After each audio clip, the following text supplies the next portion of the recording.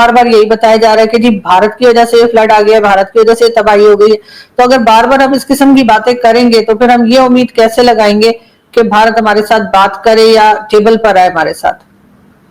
देखिए, ये बहुत ही एक इमेच्योर एक अंदाज है इस तरह की बात करने का। और ये जो इन्होंने टर्मिनोलॉजीज घड़ी हुई है ना, ये फितनतुल हिंदुस्तान और फितनतुल खवारिज और आबी जारहियत, ये बिल्कुल नॉनसेंस। ये बातें करने की जरूरत ही नहीं है आपको। एक कुदरती आफत है। इंडिया हमसे ज्यादा मुतासिर हो रहा है इसमें।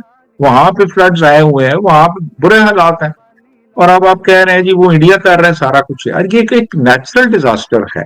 इंडिया ने तो आपको फोरवार्न किया और आपका बहुत बड़ा नुकसान होने से बच गया। तो अब आप कह रहे हैं जी कि वो इंडिया कर रहा है सारा। ये तो एक नेचुरल डिजास्टर है, दोनों तरफ आया हुआ है, उधर भी आया हुआ है, इधर भी आया हुआ है। वहां पे भी बेपनाह नुकसान हुआ है इंडियन पंजाब में, यहाँ पे भी हो रहा है। अब आपने चीजों को मैनेज नहीं किया, आपने डैम्स नहीं बनाए, आपने रेजर्वॉयर्स नहीं बनाए, और उसकी वजह से डैमेजेस हुए हैं। फिर आपने वाटरवेज के ऊपर और वाटरवेज के किनारों पे आपने कंस्ट्रक्शंस की हैं। दरिया जो थे, नाले जो थे, वो ओवरफ्लो कर गए, और उसकी वजह से लोगों का नुकसान हुआ, और आप सब कुछ इंडिया के ऊपर डाल रहे हैं।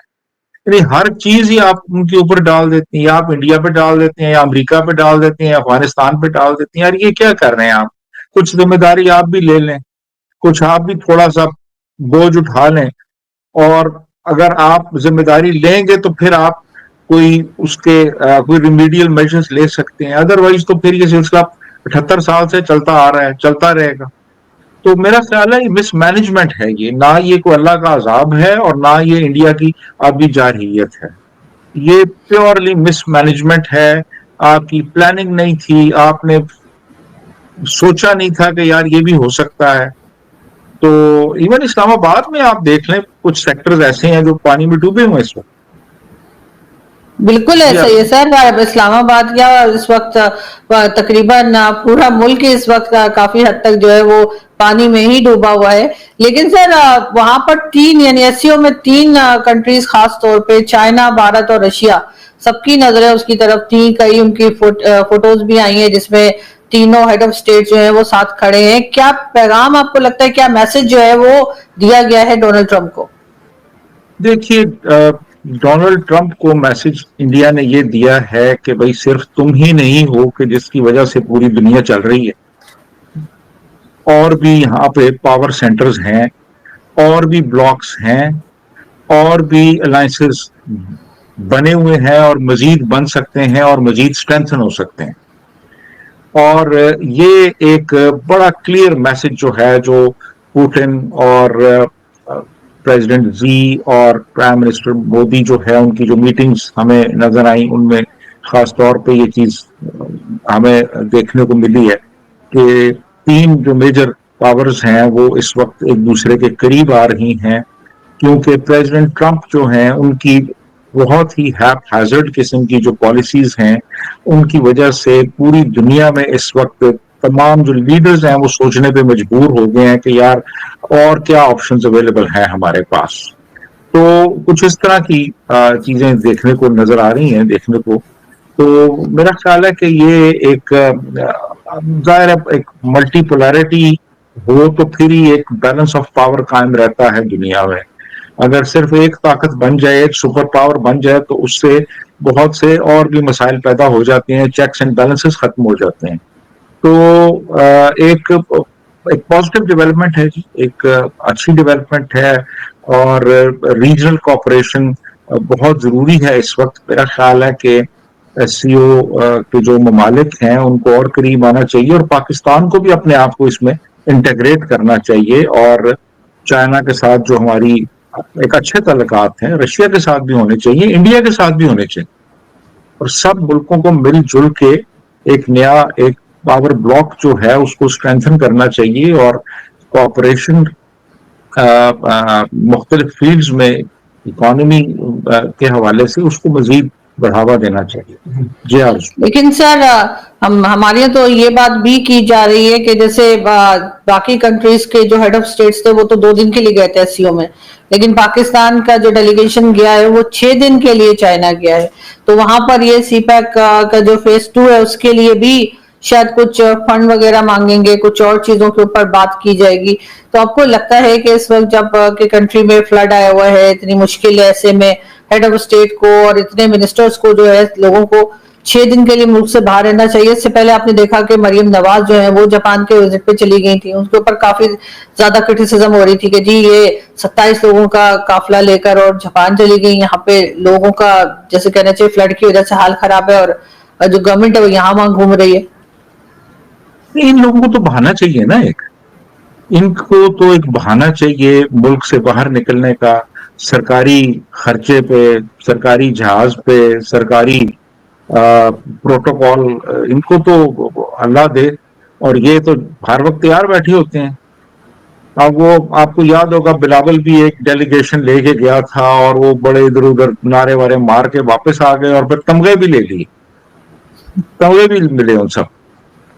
और अब ये खातून जो है पंजाब वाली, ये 5 रोजा दौरे पे ये भी गई हुई थी, ये भी घूम घाम के आई है। अब ये लोग 6 दिन के लिए, यानी बाकी मुल्कों में आप देखें कि बमुश्किल 1 या मैक्सिमम 2 दिन के लिए अपना मुल्क छोड़ के बाहर जाते हैं वो। लेकिन इन्होंने सैरें भी करनी होती हैं, इन्होंने घूमना भी होता है, इन्होंने मजे भी लेने होते हैं वहां। तो ये तो फिर लंबा स्टे करते हैं ना वहां जाके। हालांकि इस वक्त मुल्क में अशद जरूरत है कि जो लीडरशिप है वो मुल्क के अंदर हो, पाकिस्तान के अंदर हो। इस वक्त बहुत बुरे हालात हैं, लोगों के घर तबाह हो गए हैं, जमीनें तबाह हो गई हैं, मवेशी बह गए हैं पानी में, करोड़ों अरबों रुपए का नुकसान हो गया लोगों का। लेकिन सर इसमें मैक्सिमम हेलीकॉप्टर्स में बैठ के इन्होंने नजारे किए हैं। जी, लेकिन सर इसमें गवर्नमेंट जो अभी है, जो गवर्नमेंट पहले रही, नवाज शरीफ साहब की भी, इमरान खान की भी या बाकी भी, उनका कितना आप समझते हैं कि वो कितने रिस्पॉन्सिबल हैं इस वक्त की तबाही के? इन्होंने ऐसी ऐसी जगहों पे बिल्डिंग्स बनने की परमिशन दी जब पानी गुजरने का रास्ता था। इन्होंने जो हाउसिंग स्कीम जो बह गई है अलीम खान की, वो भी लीगल तरीके से बनी है और गलत जगह बनी है, वहां पे तो पानी आता ही है, चाहे कभी ना कभी, जो कहते हैं ना पानी रास्ता नहीं भूलता, वो वाली हालत हुई है कि पहले सिर्फ गरीबों के घर बहते थे, इस बार तो बड़े बड़े अमीर लोगों के घर भी बह गए हैं। बिल्कुल ऐसा ही है जी। और ये बिल्कुल जिम्मेदार हैं ये लोग जो इजाजत देते हैं। इवन आपका जो डीएचए है, जो बड़ी एक प्रेस्टिजियस हाउसिंग सोसाइटी कहलाई जाती है, समझी जाती है, वहां पे आप देखिए वो एक कर्नल साहब थे और उनकी बेटी वो बह गई गाड़ी, और वो कर्नल साहब की फिर लाश मिली, कार भी मिल गई, बेटी आज तक नहीं मिल सकी।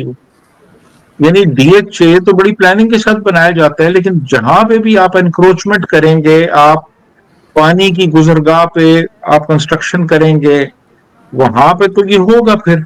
और ये इसमें बिल्कुल जिम्मेदारी बनती है पिछली हुकूमतों की जो इजाजत देती रही, और ये सिलसिला चलता रहा, फैलता रहा, और फिर इस हद तक फैल गया कि कोई रोक टोक नहीं रही इसमें। और आज आप जाके देखें कि क्या हाल है उन लोगों का जिनकी मतलब पूरी जिंदगी की जो इन्वेस्टमेंट थी वो जाया हो गई, तबाह हो गई।